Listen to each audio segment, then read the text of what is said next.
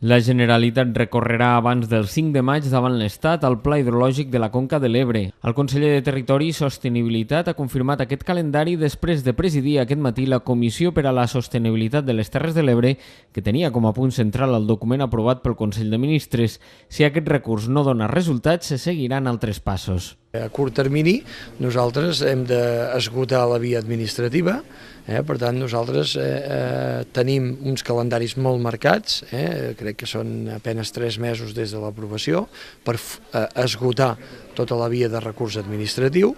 Això ho farem, sense cap mena de dubte. Si això no genera cap tipus de resultat positiu, doncs com ja hem dit, nosaltres denunciarem davant de la Comissió Europea el pla aprovat. Aquesta possibilitat de denúncia no té acotació en el calendari, es pot fer en qualsevol moment.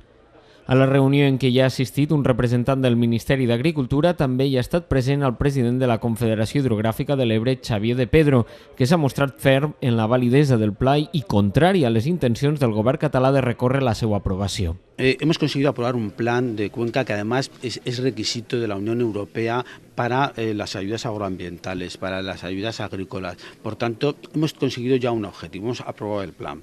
Y en este sentido yo creo que deberíamos de asumir esta aprobación por el bien de todos y que a partir de ahora tratemos de mejorarlo y de sumar mayores consensos.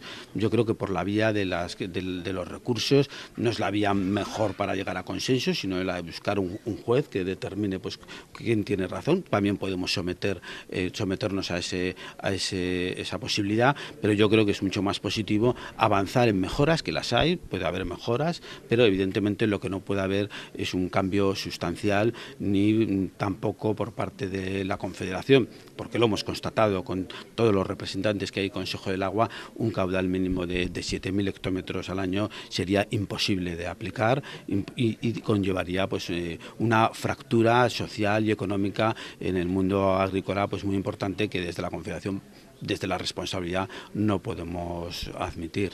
Desde la Confederación entendemos que los problemas de regresión del delta no se van a solucionar con un mayor caudal ecológico. Es necesario hacer inversiones en los regadíos ambientales que existen en el delta, tanto en la margen izquierda como en la margen derecha.